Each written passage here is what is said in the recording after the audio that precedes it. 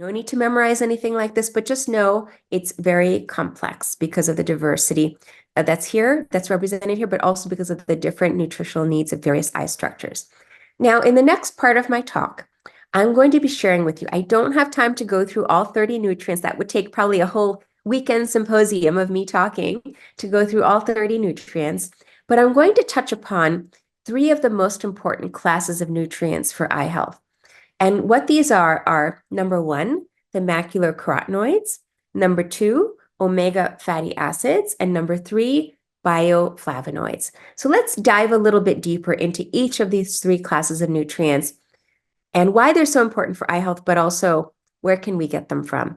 So the macular carotenoids, as I mentioned earlier, there are 3 of them: lutein, zeaxanthin, and meso-zeaxanthin. Now, maybe you've never heard of them, or maybe you have, but it's kind of hard to remember the names. They're kind of long, they're complex, but these are what I like to consider eye vitamins. These are the vitamins that are very specific for the eye. Now, officially, they're not vitamins. They're actually called bioactive compounds, but they do fall into the carotenoid class.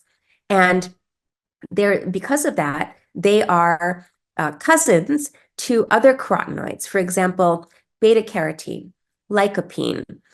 These are just some of the other carotenoids that are cousins, vitamin A as well, cousins to the macular carotenoids. Now, another scientific name for the macular carotenoids is xanthophyll carotenoids. Now, xanthophyll, the root of the word, means yellow. And that's because these carotenoids tend to be yellowish or yellow-orange in color. So they're pigmented compounds, pigmented nutrients. And the reason why these are so important is because our bodies cannot make these nutrients, but our bodies can absorb these nutrients from the bloodstream, from our diet that, travel from our diet, absorb them, and these pigments get deposited inside the eye into the macula. Now, I was showing you earlier my eye model, and let me just open it up here again. So the back of the eye here is the retina, and this yellow spot is representing the macula, or the center of the macula, the fovea. And this is where these 3 pigments get deposited. And why do they get deposited there? Well, it's because these pigments, these eye nutrients, are very potent antioxidants. So imagine there's a lot of toxicity that gets into the eye from light, whether it's UV, UVA, UVB light, or even blue light that may be coming from our screens, coming from the lights in our households. These different wavelengths of light come into the eye. They can potentially do damage to the retina, but these pigments are there to neutralize those wavelengths of light. So you can almost think about these pigments like your internal shields against light toxicity, against phototoxicity.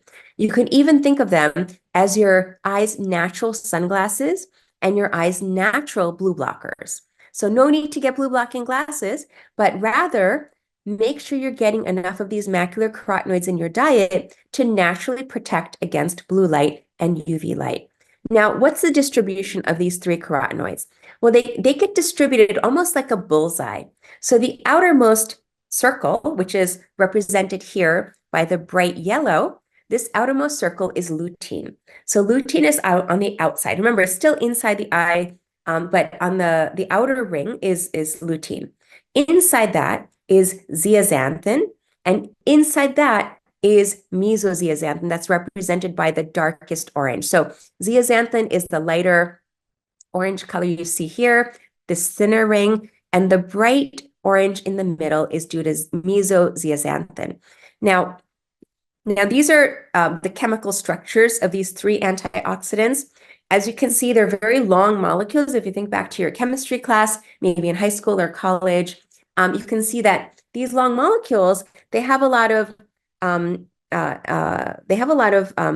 atoms, but they also have a lot of electrons. And the reason why these are very effective as antioxidants is because these long molecules can contribute their electrons to neutralize free radicals and oxidative damage. So that's why they're very long. They're kind of built to give up an electron when it's necessary to prevent ocular damage. And so Now, I just wanted to share with you some of the important studies using these dietary macular carotenoids or one particular eye condition, which is relatively common in older individuals, which is age-related macular degeneration, or ARMD. So this was probably the first landmark study published in 1994 by Joanna Seddon and her colleagues. And this study looked at individuals and looked at their dietary intakes of certain nutrients and what their risk was for vision loss from advanced stages of macular degeneration. So not the earlier stages, but really the advanced stages. And so what the study found was that people who had the highest quintile intake of carotenoids had a 43% lower risk for macular degeneration compared with the people who had minimal to no carotenoids in their diet, the lowest quintile. So highest quintile did the best with a 43% risk reduction. And of all the carotenoids, lutein and zeaxanthin were the highest in terms of their beneficial value in terms of protecting against age-related macular degeneration. So again, 1994, so now that's about 30 years ago or so, that was the first study to really show the impact that diet can have on reducing the risk of vision loss. Now, since then, there have been many, many, many other studies looking at diet and carotenoids and macular degeneration, but many of the studies look at dietary intakes, or they actually measure serum carotenoid levels or skin carotenoid levels. But really the best way to know if you're getting enough macular carotenoids is a test that's done by an eye doctor. Now, not all eye doctors do this, however, but certain research facilities have this test available. It's called macular pigment optical density, which is MPOD. And it can actually measure non-invasively, measure the amount of carotenoids in the center of the retina that get deposited. And so there was one study here that was published in 2005 that showed that people who had higher intakes serum carotenoid concentrations actually had higher MPOD levels. So there was a direct relationship. The more your intake, the higher the MPOD level tended to be. So again, it's MPOD that really is the marker, the biomarker for carotenoid intake. Now, unfortunately, most ophthalmologists, most optometrists don't do this test on a regular basis. It does require specific instrumentation to perform, but it can be done, again, mainly in research settings, especially when studies are being done. MPOD is measured in patients. Now, this was perhaps the largest study looking at macular carotenoids and macular degeneration. This was published in 2015, and it had over 100,000 participants. And these individuals were followed for over 26 years. So it was a long-term study.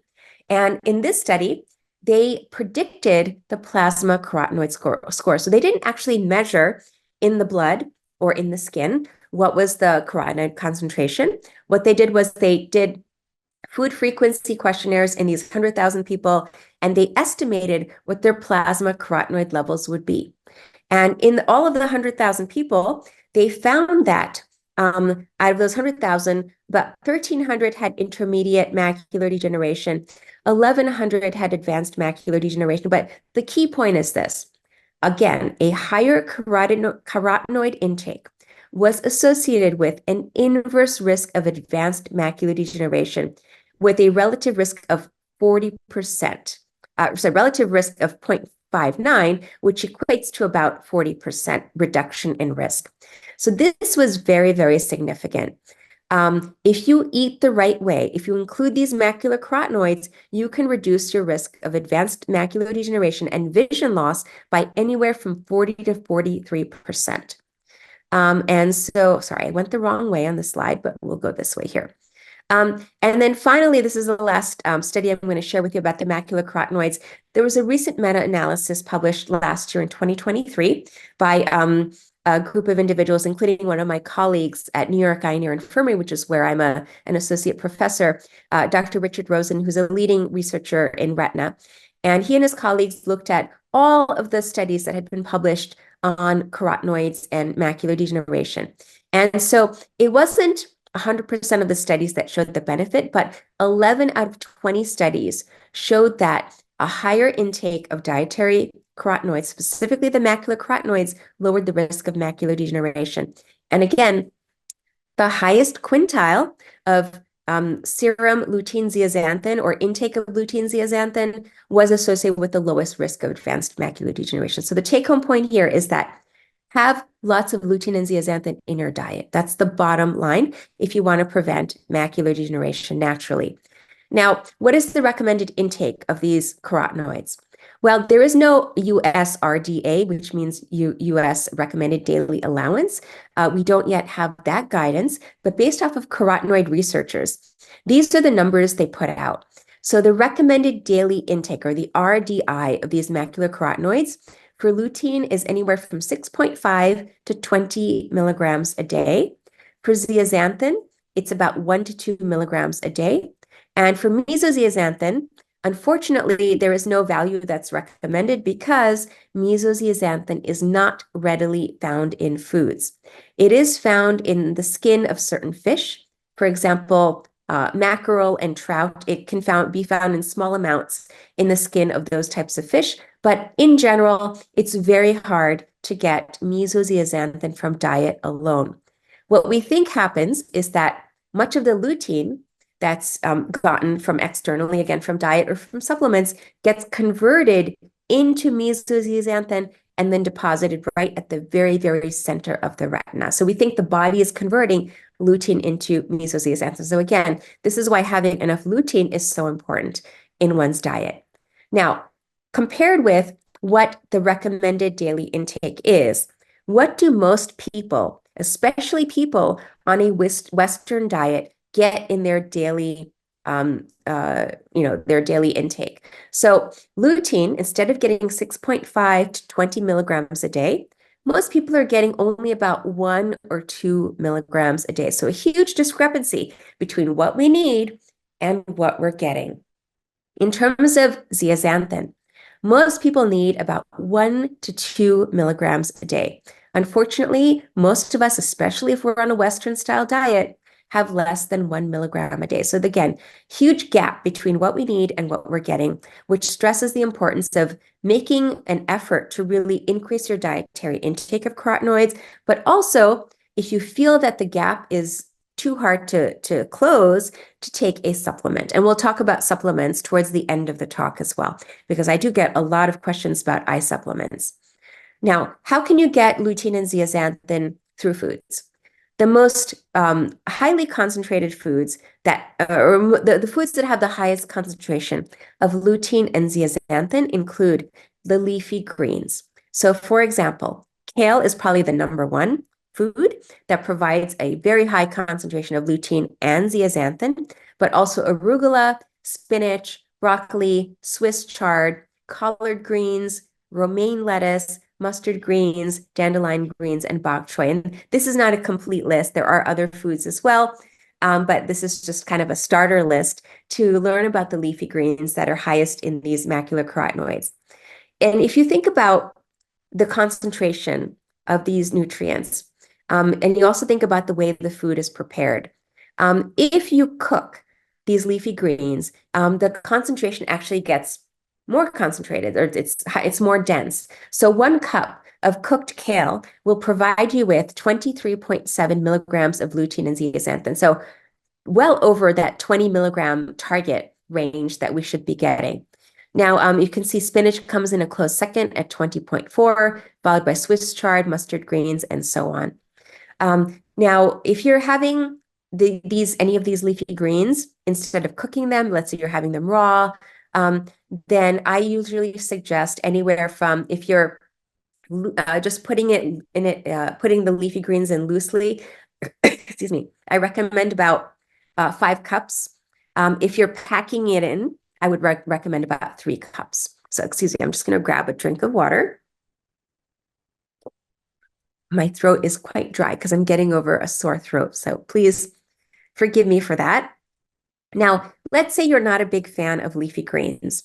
Let's say you don't like the taste, it's a little bit too bitter for your taste buds, or let's say you have a sensitivity to oxalates. Many people may have a sensitivity to oxalates and they really cannot consume leafy greens. So what else can you do to get your dietary intake of lutein and zeaxanthin? Well, another wonderful source are bell peppers. In particular, the orange and the yellow varieties are very, very high in lutein and zeaxanthin. Think of orange and yellow foods, because if foods are orange and yellow, they're likely high in the carotenoids. And again, certain of those orange and yellow foods will also be high, specifically, not just in all carotenoids, but specifically in lutein and zeaxanthin. So bell peppers are a wonderful source. So if you're ever offered bell peppers, instead of getting the green ones, which I think are most readily available and perhaps a little bit cheaper, really strive for the really multicolored ones, particularly the orange and the yellow ones. Also, if you do eat animal products, then the egg yolk is a wonderful source of lutein and zeaxanthin. That orange-yellow color of the egg yolk is because of very high concentrations of these yellow pigmented carotenoids. Additionally, corn, that's yellow, is also a rich source of zeaxanthin as well as lutein. And by the way, the scientific name for corn is Zea mays, Zeamays, and that's actually where zeaxanthin got its name from, the scientific name of corn. So again, think of corn, it's yellow because it has high levels of zeaxanthin and lutein. And finally, I'll share with you, there are other foods as well, but this is what I'll share with you because I want to move on to the next topic. But certain spices can also be rich in lutein and zeaxanthin, particularly paprika, as well as cayenne pepper. And if you think about where these spices come from, these spices actually come from peppers that are typically red or orange or yellow. So think of spices as well when you're thinking about your dietary intake of these nutrients. Again, there are many other foods that provide lutein and zeaxanthin. And in my book, Beyond Carrots, Best Foods for Eye Health A to Z, in part 2 of my book, which is where I go through the 40 foods, you'll see that there are a wide variety of foods that can provide these nutrients. Now, aside from eye health, there are also other pretty significant health benefits of these macular carotenoids. For example, these macular carotenoids have been shown to really boost cognitive health and reduce cognitive decline. So they're wonderful for brain health.